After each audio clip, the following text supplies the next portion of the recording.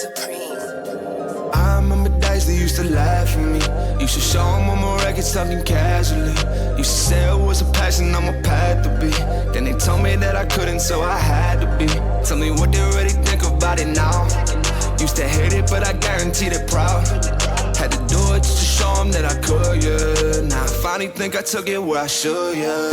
Had a jokes on you and now you're on and laughing. I did a whole lot of winning. Look, it came from a passion. I see a whole lot of knowings I could see now in public. And that may think a lot of things, man. At least think something, now you the judge. And now tell me where you ended up. Yeah. Look, I bet it was a simple job. Yeah. Look, I went and took a different route. Yeah. Look, that's why my life is different now. Back in my feelings, look, when I wasn't so gifted and I was learning to do this, and all I heard were the critics, and I don't blame you for that shit. Look, I was way out the basis, but I just needed some talent so I could wait this to greatness. Oh yeah, you ain't ever think this, no, no, no. Stop me while I started, homie, whoa, whoa, whoa. Now this shit settled, it's go better and better, but I'll always remember, yeah, yeah. Welcome back to That1 Podcast. We're in the studio here at home, and I have some amazing ladies with me that are definitely that one in their space. We have Nat Kovarik, and we have Tara Vander Dussen. These ladies are the dynamic co-hosts of the top-ranked podcast, Discover Ag. They're making agriculture cool and hip, and that's what I love about them. You know, there's a lot of things that I do that are boring, and then I'm trying to always think about, like, how can I make this hip, like where people are interested about it that aren't normally in agriculture, so they can really understand the importance of whatever it is that I'm thinking of. And I have the ladies in the virtual studio today here in That1 studio. What's up, ladies? Hi, thanks for having us. Yeah, good morning. Happy New Year. Yeah, Happy New Year. My pleasure. My pleasure. And this, by the way, folks that are watching or listening, if you're listening on the podcast networks, we're also available on Motivation Success Network. Shout out to Dennis and his team. And also you can check us out on your favorite podcast platform. But these ladies, you can check out discoverag.com for them as well. And then their podcast is a top 1% podcast globally, Discover Ag. But the thing is if you're not into agriculture, it's cool because they also talk about other topics and make it fun and entertaining. So go check them out. Ladies, let's get into it from the beginning here. I need to know, like, first of all, how did you guys meet? Because, by the way, one of you is in New Mexico, one of you is in Nebraska. So how did this all come together? Classic millennial friendships. We, met online, slid into each other's DMs is what we always joke about. Because, yes, we are like over 1,000 miles apart, and we obviously run a business and host a podcast together. And so, yeah, we met on Instagram. So isn't this funny? Because I believe, Tara, you and I met that way. We did. We met on Instagram. I'm telling you, that's just like the only cool way to meet people these days. Yeah. I mean, whether it's dating, whether it's for networking or business or, opportunities, podcasting, like you got to use the DMs, guys. Like, here's the other thing. Like, you have to make sure that your account looks good, not for people that are going to come to it out of the blue and randoms. But when you reach out to people, they're going to look at your page. And I think that's important to make sure your page looks good so that they know that you're legit, you're real. You're not trying to just sell them, what do you call it, crypto. So we connected that way, and then you guys connected that way. That's amazing. So how did you, like, what happened? Like, did one of you recognize the other's doing something that you liked, or how did it all shake out? Yeah, well, we had been sharing online in our respective, Tara's on a dairy farm, and I kind of grew up in the world of cattle ranching. And so, we can kind of get in, I guess, to the story of how we ended up sharing about those things online, because it's a little bit of a journey of itself. But, not a lot of women were at that time talking about like production agriculture and kind of the way we were. And so I think the cosmics aligned, like there was an energy connection that just, it was like, you're doing what I'm doing that no one else is doing. That it's kind of weird, people in our everyday life. Because this was before there was Instagram stories, we were starting, so it's been, 10 years, 7 years. We're so really dating ourselves very quickly on this podcast. So I think just, mutual missions at the beginning, kind of mutual voices kind of brought us together. And that's kind of the glue that's also held us together this entire time as we've created more and more and built Discover Ag, is that same mission we have for showcasing kind of this industry, this world that we love so much. And what was like, who reached out to who? That's what I want to know. Oh, that's So we actually funny. started in like a group chat that was probably, I don't know, Natalie, like 7 or 8 women in agriculture. And again, we were all kind of doing the same thing. We were from across the country, literally coast to coast, every corner and in between. Natalie and I are obviously in the in between, and just started connecting. And then it was pretty quick that I feel like we started having outside conversations outside of like that DM chat group, and then obviously moved to like texting with each other. And I would say there was like a moment that I feel like I don't know, kind of sealed it. We did meet for the first time in March of 2021. Natalie was hosting like a women's retreat, and I attended it. And then later that year in August, I had been working on a project that was really big for me. I'd put a ton of time and resources into it, and it like literally fell apart, just like crumbled. And I reached out to Natalie, and we just ended up like brainstorming, working through things. And so that was like, I don't know, kind of the genesis of like really getting the ball rolling on starting things together. I'm sure Tara messaged me first. For sure it was me. Just She's the joking. extrovert of the two of you. You know what's so crazy is I actually got a DM. One of the first DMs I got from Natalie, she was in a joint account. And so it said like, hey, this is Natalie. And she like shared how much, this is like going to make me emotional. You shared though how much you like loved my account, loved what I was doing. Like this was very, very early on. And I screenshotted it, and it came up on my Google Memories the other day. And I was like, that is wild. Because I'm talking, it was like 7-8 years ago you sent that. And so it's just kind of crazy to think about like where we started and where we're at now, that I talk to you literally all day, every day.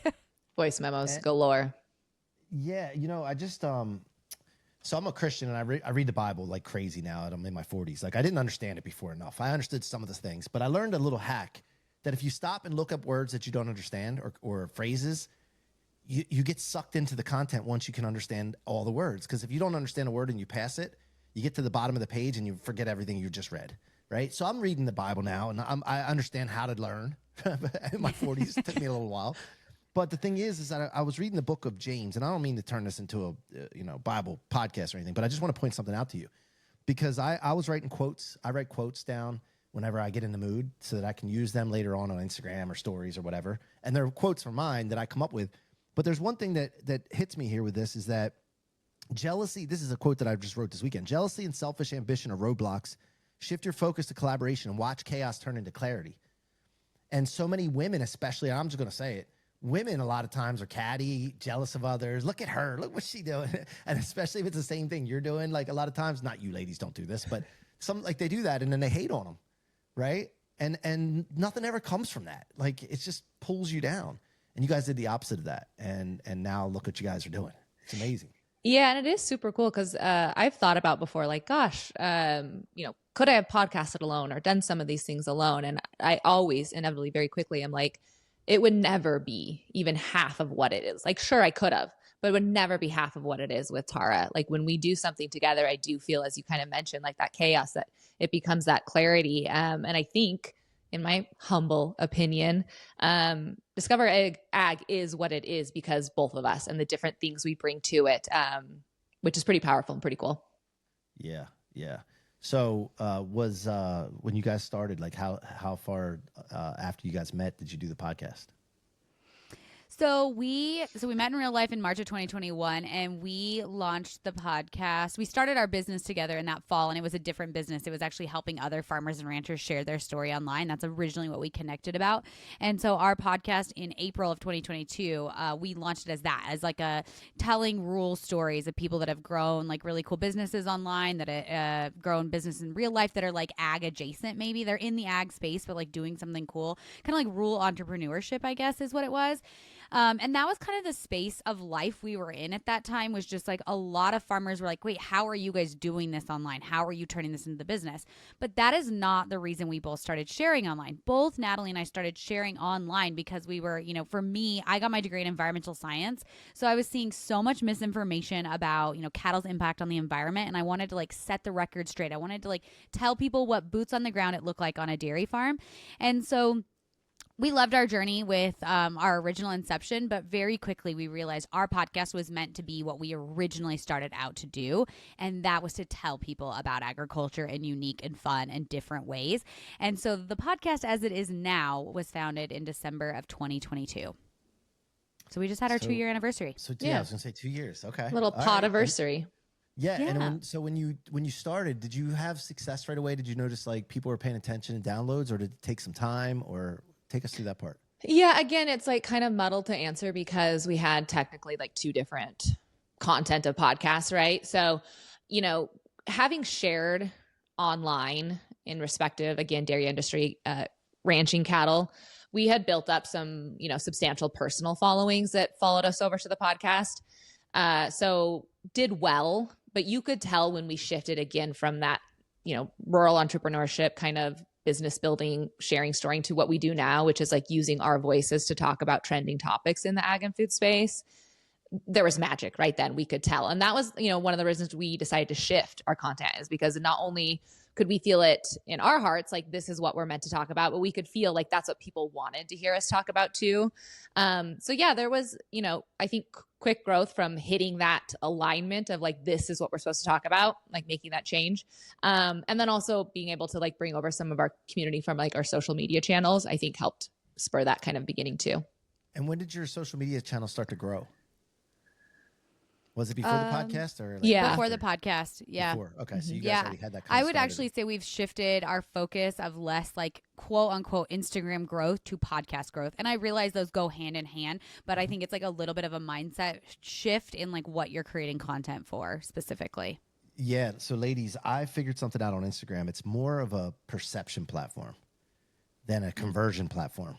I feel, for most people, because when people Google search you, or they're going to work with you, or they hear your podcast, or whatever, they're going to Google search you.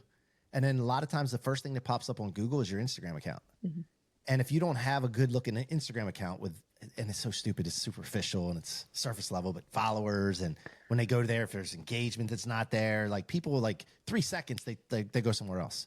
Yeah. And so I've the game on Instagram is very important for people to understand. And there's a game being played behind the scenes that most people don't know. You can get some organic growth, but there's ways that you can collab with people. I think you guys have probably heard of this before, but if you do it the right way, then it can trick the algorithm and get more eyeballs on your stuff. And so most people don't know that, and they're out there pushing content out there, and it could be good content, and they don't get any traction. And, and unless you're showing violence or fights or taking the clothes off, all that kind of stupid stuff, it's hard. So there's a game, and if anybody, by the way, anybody wants to know that game and it's listening, just hit me up, DM me on Instagram. I'll share more details with it. But I think Instagram is a more of a perception platform. And then when you're podcasting, man, the long form and then clipping it up. Do you guys do a lot of repurposing with it? Mm-hmm. Yes. Yes, that's what we've actually seen a big shift in that recently. Like Natalie can probably speak to this too. I feel like Natalie is kind of like our creative brain behind the scenes. But with the push of the carousels on Instagram is actually turning like quotes and things we said in the podcast into a carousel versus just like a video clip of us like talking on the podcast. We've seen it's fascinating when you've been on Instagram. I feel like I'm coming up on like I think I just passed 9 years of like actively sharing on Instagram. It's crazy to see the changes, year after year, and like what's being pushed and how to like repurpose your content to get, it to go further. Yeah. What's the biggest challenge you two have had in the relationship that you have? Oh man, that's such a good question. I know. So I will say one thing about Natalie and I, well, a few things. I think we are really good at leaning into each other's strengths and not second guessing each other on the things we know we're good at. Like if Natalie tells me, Natalie is like our Instagram, like brain, I feel like a creative brain. I would never, I might be like, have you thought about this? Or like, I saw this kind of trending, but like ultimately if her gut is telling her something, I'm like, oh, I'm all in. We're good on that. Like, I don't need to second guess you or like question you. Same with my strengths. Not sure what my strengths are. Whatever those are, the same thing. Like, we just don't second guess each other and go back and forth on things. I also think on some degree, like living 1,000 miles apart, like I know that's weird to say. And like, there's times in my life, like Natalie's my best friend and I don't have her in my like everyday life. Like if it's my birthday, a lot of times like Natalie's not there to celebrate with me. And that really sucks.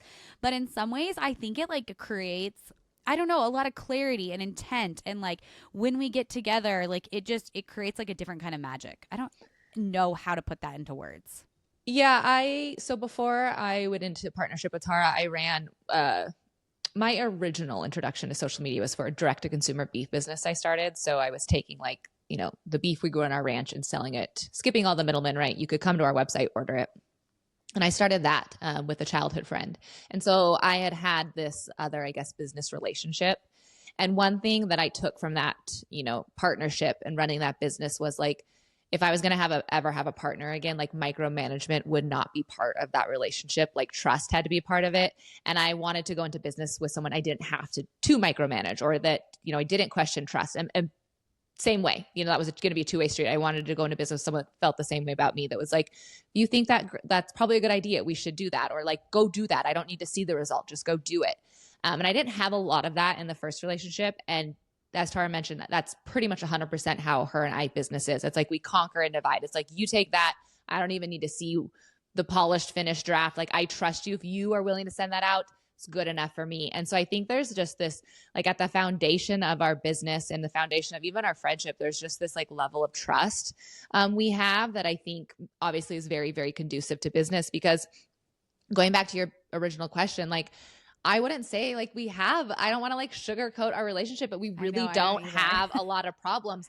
We have had some really amazing opportunities last year, about a year ago this time. So March of 2024, we had the opportunity to speak at South by Southwest, which is a huge festival down in Austin, and to have a, dairy farmer and a cattle rancher and females at that, in a male dominated industry on stage representing our industry isn't something that is afforded a lot of time. And we had a couple other, opportunities like that were kind of these like heightened, intense experiences where I would say we have maybe like nitpicked each other, or you could tell like our fuses were very short when we were like talking about things. But other than that, behind the stress of like us both wanting to just perform really well, I would say like we have a very healthy business relationship that I wish everyone in business could have. The only thing I'll add to that, I think, is one thing that I've learned too, is to set aside egos. Like, if I know Natalie is better suited to do something, I'm like, go do it. Whether it's like you said, like reaching out to people in DMs. Natalie has double the followers I have. There's so many times when I'm like, Natalie, can you send that DM? Like, your Instagram profile is, the resume that I want put out there. Like, things like that I do think, putting egos aside, that's like, if this is good for Natalie, it's good for Discover Ag, it's good for me, and vice versa. There's, times again that Natalie will say, you need to send this to her, like it will be better coming from you or whatever. And just like not taking any, I don't know, ego along with that, if that makes sense. Yeah, no, it's huge. Ego is there to keep us safe, but when it gets beyond that, then it holds us back, and it ruins relationships. Absolutely. For sure. How often do you guys get to see each other in person? So this is kind of wild. That's why I said when we get together, it's magic. Like a ridiculous amount of time. Like, and it's just so crazy because I have friends that I see less than Natalie in the same town, because when we probably have work business trips at least once a month. I would say it's probably almost every 3 weeks. The last time I saw her was in Vegas for NFR, and that was the beginning of December. And I was like, I don't know when I'll see you again. Of course, an opportunity came up. We are flying to see each other on Thursday for a business thing. But what's wild is when we go to see each other, like we stay in the same hotel room, like we are together for 3-4 days straight, just like working, hustling, building our business. Obviously we try every once in a while to carve out like personal time where we'll, go to a nice dinner or something when we're away together. But it is kind of crazy. You're just like put into this situation for 3 days. You just like focus on your business with no outside distractions whatsoever. Our kids aren't there. Our husbands aren't there. Like, we're door dashing food to ourselves, and we can I feel like we can just crank some really there's some magic that happens in those hotel rooms. Yeah. So, what's the guilty pleasure, orneriness that you guys do when you guys get together? Guilty? Oh, I don't know what that means. Yeah, you get away from you get away from the family. You're free. You're free. I'm not talking about bad stuff, guys. I'm talking about what are things that you do that you don't normally get to do? You know what I mean? Obviously. Nothing. We work. We literally work. Maybe a dinner. We're all working. No, we do definitely, I would say, get a dinner every now and again. I feel like every once in a while I'll DoorDash us some kind of treat that's something we love. That's more my guilty pleasure than Natalie, but I drag her along with that. No, but I think maybe to answer your question, when we're getting together for business, it is usually an opportunity. So we're actually getting together this week for a movie premiere. So we'll go to the movie premiere, the red carpet. We're going to do a podcast interview. So it's kind of the trip itself is the little fun getaway. Yeah. Oddly enough, like our business is so much fun. Like when we were together in December for NFR, for people who aren't familiar with that, it's abbreviated for the National Finals Rodeo. And it's like a 10-day, basically the pinnacle of like, rodeo Western culture. And it takes place in Vegas. And so we were there, we were doing like, photo shoots, we were doing interviews, we were doing like shop visit, like shopping, like we were doing really fun activity that somehow ends up being our work, which is like what's really fun. So I think that's the guilty pleasure of like getting away. Yeah. It's like what we're going to do in and of itself. We got to go to a Whataburger red carpet premiere with the Wrangler. Like it was so cool, and it was work, and we had so much fun. So I will say, I second Natalie that what we get to do in itself is really cool and fun. Was that right after F1? Yes, they're back to back. I was there for F1, and then I was going to the airport, and the guy was like, "Oh, this week's gonna be fun. All the cowboys and cowgirls are coming to town." Yeah, it was right after F1. Okay. Yeah, we had awesome. A couple cab drivers that were like our favorite. I mean, not to toot the Western industry's horn, but they're like our favorite. One of our favorite times of the year is when NFR takes place, because they're like, cowboys just come to town, they spend money, they have fun, and they don't cause problem. Like they're just good people. And I was like, that pretty much sums it up. They're there just to have a good time, not cause any problem, and we end up spending a lot of money. Yeah. What about music? Like, are you guys country fans? Yeah, Natalie's our big country music girl. Yeah, so I love music in general. I always have. I have a type of personality where I think I connect with music from like an emotional standpoint. I think my personality sometimes, Tara's the same way, so I'm going to call her out too. But a lot of times, like emotions distract us from like getting the job done, and so just personally, I don't sit in emotions a lot, and like it doesn't serve me to have this emotion. It's like step into problem solving very quickly. But music allows me, I think, to like feel and express emotions. And so I love all genres of music. I'm very, very into music. I have been for most of my life. With the content our podcast centers around, the Western culture and agriculture, we do make it a pillar to like interview, country artists and like highlight up and coming country music. And so I spend a lot of time listening to that genre just because kind of the podcast. But I love all forms of music. And I do think country music is like having its moment in a really cool way, because I feel like there is kind of mainstream traditional country music, but now you're seeing a lot of, kind of like adjacent artists that are I think making like a really big place in mainstream music, and it's pretty cool and fun to be a part of for sure. Yeah. Do you like how they're putting hip hop beats behind the country music? Yeah, some of it I don't mind. Yeah. I steer towards kind of like almost I would say not like a rock and roll, but like a Sturgill Simpson, like kind of there's this genre that's I guess kind of has like different instruments that are part of it. It's like I don't know how to properly explain it. Like not even an indie country. I don't really know, but so again, pop country isn't my favorite. But how about Nate Smith? Yeah. Oh my gosh, I love Nate. Yeah, absolutely. We lost her for a minute. Oh, we did. Hopefully she'll come weird. back. She got so excited her connection went out. Okay, I think you're back, Nat. What were you saying about him? Oh, that's weird. I never left. Yeah, but I left on your We guys' just end. lost you for a second. We lost you when you went, oh yeah. So obviously you love Nate Smith. Tell me about Nate Smith. No, I do. I also love Shane Smith too. I mean, there's some really. You know what? We didn't give ourselves enough credit. We did treat ourselves recently when we were in Vegas for PBR, which is professional bull riding. Professional bull riding. We went and saw the Eagles in the Sphere. Oh, did you? How was the Sphere? I've it seen was far, amazing. It ruined all other concerts for me forever. It was so incredible. Yeah, well, so my daughter told me she doesn't like country. She's 12. And so I started playing. I was like, okay, I'll get her. Yeah. So I started playing Morgan Wallen, of course. And it has some hip hop beat behind it, right? Yeah. And then I heard her starting to sing it, and I'm like, she's going country. I feel like Morgan Wallen is like the gateway drug to country music. Yeah, it is. The pop side of it. It's been fun to see. We covered a little bit like Post Malone coming over to country too. It was really fun to see him. I was a really big fan of his whole album. So yeah, it's fun to see. Like I said, I feel like, I don't know. Obviously, there's this movement. A lot of people call it like the Yellowstone effect. Like, there's been this lore kind of built up around the industry, and it's been interesting to see it translate into like the country music scene and music industry. 100%, man. Well, but speaking of Nate Smith, he was opening for Morgan Wallen in Tampa, and I took my daughter to that concert. And he is, by the way, just watch, everybody, mark my words. C-Roc told you about him. I know he's on the radio now. He doesn't have a lot of songs, but he's gonna be a headliner. There's no doubt about it. Like he's a showman. He's just amazing. I was blown away by him, his performance. Even though I like some of his songs, but I was like, whoa, this dude's gonna be good. That's cool. So he just needs more time for more music. All right. So with the podcast, your brand that you guys are doing, have you had the opportunity to meet a lot of celebrities? And like, have you ever pinched yourself when you're like, man, this got us somewhere, like to meet people? Not that it's like you're starstruck necessarily, but like still, it's like, I don't know. Gosh, I'm trying to think. I know. I don't know if there's a person for me. I feel like it's moments. There's like moments of things we get to do that I'm like, I can't believe like this is our job. This is, what we get to do.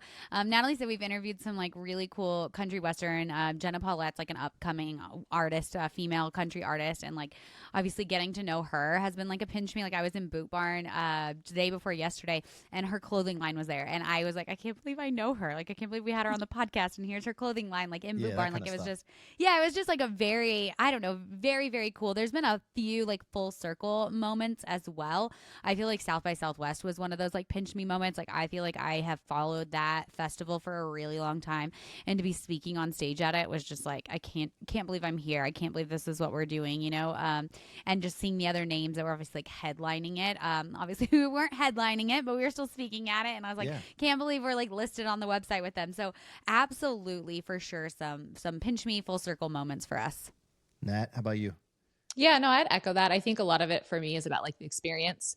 And we've had some really cool experiences. And honestly, like, I really feel like we are just at the tip of the iceberg. Like, I'm so excited for what 2025 has in store for us. We're recently joining, gotta love agriculture. It's an industry that is sometimes just a little bit behind other industries when it comes to like movements and trends. They were for social media and embracing it. And that's one of the reasons why I think Tara and I, again, going back to like our original kind of, had success and found each other and doing these things is because, agriculture wasn't embracing social media in the way that like, the makeup industry had been for, 10 years already, or clothing industry, et cetera. So anyway, there's a agriculture media company kind of, and there aren't actually, I'm sure there's a handful of them that are maybe doing it for podcasts, but this is one of kind of, the newer, bigger ones. And so we're joining them. And I'm really excited kind of about the roster they have going and some of the opportunities that will come with that for us for 2025. Amazing. All right. So then how about the Maha movement? What are you guys' thoughts on RFK Jr. and everything that's going on over the last year? Speaking of, I haven't heard of that. Never heard of her. What is it? Maha is consuming a lot of our content right now, obviously, of what we're covering, articles. I mean, everything is like somehow, people are, putting his name in it, putting Maha in it, sprinkling it everywhere. So it does feel like it has been a heavy focus for us in the podcast. I was going to make a joke, like, how much time do we have left? Because there's a lot to unpack with that entire movement. Good things that I, question, things that I want to dig deeper on. I feel like all the spectrum is how I feel about the Maha, actually. Yeah, it has been fun to cover Maha for us, actually, even though it is like a political conversation and we're not a political podcast. Or at least, part of it is like politics plays a role in it, obviously. But I would still use fun as the word to describe it because, 2020 put a spotlight, I think, on food and farmers and agriculture because people walked into the grocery store for the first time in a long time and had questions and concerns and were just in a place they hadn't, been maybe in their lifetime. And, that was, I think, really good, and a spotlight. But this kind of where we are right now with food and movement and wellness and connecting back to foods and our farmers and all of these different things have accumulated, I feel like, into one of the biggest spotlights we have had on food and agriculture in my 37 years of life. And so it's fun to cover that and to talk about that. And like Tara said, there are some wonderful initiatives with the Maha movement that I think are great for the consumer and I think great for, the farmer on the other end and maybe, maybe not everyone in between, like the food manufacturers, maybe not the best for them. But there are also like concerns. And I think that is one of the things I love about our podcast is we get to talk about food and farming and agriculture from a food and farmer's perspective that, not most articles and most people talking about food and farming are removed from it. And that's why we started our podcast. Not only that was, the genesis, the mission behind it is like allow people within the industry to give their voice to the industry. So I love that whether we are pro Maha movement in this conversation or this topic or against it because we have these concerns as a farmer and rancher, it's just fun to be able to have this dialogue and conversation and have, our world be trending so largely when for so long, it's like people didn't think about farmers and food. Yeah, I think it would be great. I think it would be really great if it's not just all window dressing. Yeah. And there's something that really, by the way, the good thing about it is there's attention being brought to it, right? You guys are doing a great job with that, but this is like on a presidential election scale, whatever, politics aside. I hope it's not all window dressing, and I hope that there's a situation where they talk to people like you guys to get all different feedback and stories to create the optimum solution. That was probably what I was most critical about with their like Senate hearing that they did, where they did that entire panel. I mean, it was everywhere on social media. Is they multiple times like mentioned the farm bill. They mentioned pesticide use, all those kind of things. There was not one farmer, and all the experts they had. Like I would have loved to have seen a farmer. And obviously, I would say most of that panel is very pro organic. I would have loved to have seen an organic farmer. Like I didn't care who they picked or what person that was, but I would have loved to have had that voice included. And that was like probably one of the things I was most critical of, was just like, if you're going to talk about things like the farm bill and pesticide use, bring someone on that, directly like uses that product or doesn't, or chooses not to use that product or whatever, but someone that is directly tied to that piece of the industry. Yeah. I've interviewed a lot of CEOs of big companies, successful companies, right? And the common theme from all of them, I ask them, like, what's the main thing that makes a difference for you to be a great CEO? And they say, we talk to all of our people. Like, not every single person, but all levels, all departments. They go and say, hey, what do you need? What are you seeing right now? And they go get data to make a great decision. And that's not always happening in politics, and it sucks because it's like a lot of, again, decisions shouldn't even be political. That's right. Really shouldn't be if political. There's one thing that shouldn't be political, it should be our food. Yeah. It shouldn't be. And so it's gathering data and then making decisions on the optimal solution for the data that you collected. And that's what we don't see. So I'm hoping that we're going to see something different here because I really don't care about politics left or right. I want results. And for what you guys are doing, it needs to be done. I think there's too much momentum behind this for it to fizzle out. So I think it will go beyond window dressing. I think though, again, like with the perspective of, being within this industry, having it being our profession, I think there are some of the things that people that are like, part of the Maha movement that are outside of the food industry are maybe like hoping for or wanting for that I don't, is like a change that takes place over like a 10 or 15 year scale. Like, a lot of these things within the food industry aren't like, okay, we'll just change this overnight. And so I think there will maybe be some like reality checks about certain, requests or movements. But I think there is just way too much, just momentum and interest in this for it to not go somewhere this year. Yeah, I agree. I'm really hopeful. All right. So as we wind down here, I want to talk about your significant others and how they react and respond to what you guys have going on. So tell us about them. What do they do? By the way, I guess I'm assuming they're farmers Yeah, it's funny you brought that up because actually at the very beginning when we were talking, I kind of had a funny story. When you were talking about like kind of Natalie and I's dynamic in business.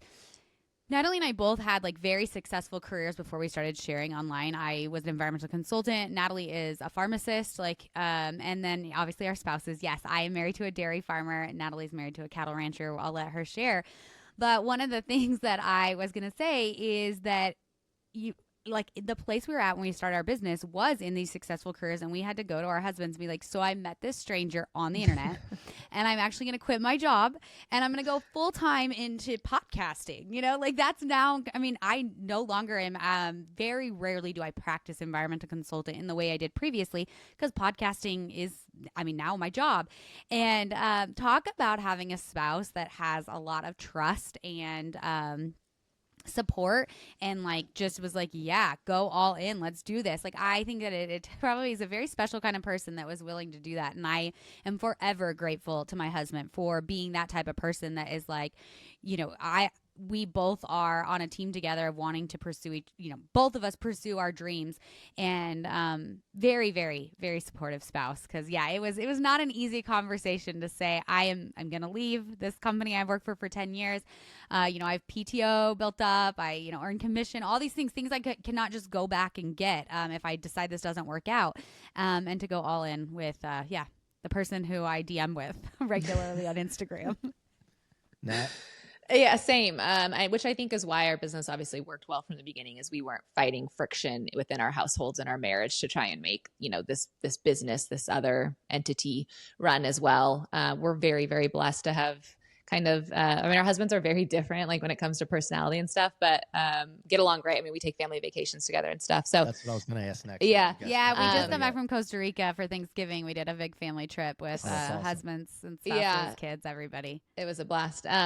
So very different people, but share the same, they're the same person when it comes to like supporting their wives and what they want to do. And so it's been, again, very fortunate that whatever crazy harebrained idea we have, our husbands are like, go forth and do, ladies, like just, be yourselves. We're definitely not going to be able to stop you. So we might as well just, support and encourage you along the way. Good response. Yeah. Absolutely. 21 years of marriage. I learned that quick, man. Yeah. Yes. And there's when women have success, not just financial success, but maybe like they get known or whatever people define success as, and it seems like it's a little bit higher level than the man. A lot of men have problems with that. And I don't get that. Like my wife's a real estate agent, luxury real estate agent in Resort Town. And she's having a great start to the year already. Like a lot of closings in January. And I'm like, yes, sugar mama. Like, I don't get the guys that, I don't know, man. Maybe it's just so interesting you say that. I just had this experience. Like it, for the most part, does not like bother my husband at all. Like he is absolutely like, you do great. It means we do great, right? Like that's amazing. Right. And I have had a few instances recently where other men have posed like comments or questions to him, and you can absolutely tell what they're trying to get at. And they are trying to get at like, does it bother you that your wife is having success? And so I just commend men that are able to be like, no, like I support my wife, and like I just it is an issue. Like you made the joke of women and jealousy. I think this is like a man issue in a similar way, that like they have a hard time when women succeed. So I absolutely do, as Natalie said, give credit to the success of our business of having spouses that don't feel that way and instead are like, go all in. Like, what else can we do to help? And like, what do you need support in to make your dreams happen? Yeah. And it's interesting because we do travel so much for our job too. And they'll like hold down, they're holding down, Tara's husband's working on the dairy farm full time. Mine is working on a cattle ranch full time. So they're holding down, not 9 to 5 jobs, like, around the clock jobs sometimes. Also while managing the family, we have littles at home, and they're both always, we've never had to turn down a trip because our husbands were like, no, we can't, you can't go again. You just left, or like whatever it is. Yeah. That's they're just huge. very like, they're very supportive from like an idea standpoint. And they're also very supportive from like the practicality standpoint, where it's like, well, I got to go to the airport, so I'll be back in 2 days. Good luck. Yeah, that's huge. I'm very blessed with that. My wife, like, she lets me. I say she lets me, but she does. I say that because like it's like you could either do it and then be supportive, or like give somebody crap, Right. and then like nobody wants to live with a nagging partner. Like nobody does, No. I got to share this with you guys as we wind down here. Okay. So I grew up in a rural town, and one of my friends was her dad was a dairy farmer, and we used to have our parties from 8th grade till about, into our high school years. And we would have the party in the loft of a dairy farm barn. And then they built they built this, they had hay up there and bales of hay. And then they created this little room out of it. So we would play spin the bottle back in the day. And then I don't know what the rules were, but like at some point you had to go into the hay thing, whatever. It's like, I don't know if we did anything. You had to go like kiss a dairy cow. Yeah, it was weird. But I always had hay. Where'd you grow up? In Maryland, northeastern Maryland. Oh, okay. And and I always had hay fever really bad, right? So I would go there and I'd be miserable, but I didn't know any better. Nowadays, I don't go around horses. I can't. But I didn't know how to take Benadryl ahead of time or something. And I was always miserable at these parties. But I just thought I'd share that with you guys. I love it. That's hilarious. Yeah. All right. So besides the podcast, where can people go deeper with you that are interested? Because obviously they should go listen to the podcast too. But yeah, I would say Instagram. I'm going to shout out to our Instagram. You can follow us personally, obviously, at our names, at Tara Vander Dussen, at Natalie Kovarik. But I will say also go to our podcast Instagram page. That's what I would really love to shout out. So it's Discover Ag Podcast. And I feel like, we're sharing obviously content that's similar to what we're talking about on the podcast, but in a very like digestible way for Instagram. And I really love our stories right now. I feel like we are sharing really cool, hot, trending things that are relevant to everyone. I think that's one of the things about our podcast. Do not think we're like a podcast about agriculture. Like, we're not covering the commodities. Someone asked me that this week, and they were like, so you cover like the grain markets? I was like, no, that is not what you're going to get from our podcast. Like, we are covering trending food news, just agriculture in unique and fun ways that are relevant to people's lives that are not in agriculture. And then obviously Western culture. We've talked about that a lot. The quote unquote Yellowstone effect, country music, all of those kind of things. Yeah, I would say we're a news source. We're a news source for anything that's going on in the agriculture world, food world, and Western culture world. So if you falls and which most people, again, if you eat food and want to know more about it, or you see a headline that's trending about, something going on in the wine industry or, with pork or beef or, all of that will be found under Discover Ag. And as Tara said, our Instagram page is very much so like a news feed. It's like just breaking news stories and covering them. On the podcast, we obviously give our personal opinions centered around them, but our Instagram feed is almost just like the news, the story itself. It's just like a consumable way to get what's going on in the world of food and agriculture. So. Well, here's the thing, ladies. You have something on your side, which is perfect, right? It's timing. Timing is like, it's and sometimes with timing, it's luck. Sometimes it's just you see it, you see the trend, and then you jump on it. But it's very fortunate for you because this is a perfect time for what you guys do. And so the timing thing is funny. When we said we transitioned from podcast, we actually originally, our old podcast in the format, we started seeing this and we were like, this is crazy that people are talking about meat and milk and all these things are trending in the news of like where their food is grown. And so it's a weird timing. It's like, it's a cool time to be in this industry. Yeah. Ride this wave, ladies. Tara, Nat, thank you so much for joining me here on That1 Podcast with your boy C-Roc. Appreciate your time today. Thanks for having us. Thank All you. Right. Hang tight while I wrap this up, folks. Thank you so much for being here. Keep coming back. Make sure you like and subscribe. And go check out the Motivation Success Network. You can see it on Apple and Roku. Again, shout out to that team over there and Dennis. And until next time, be that one.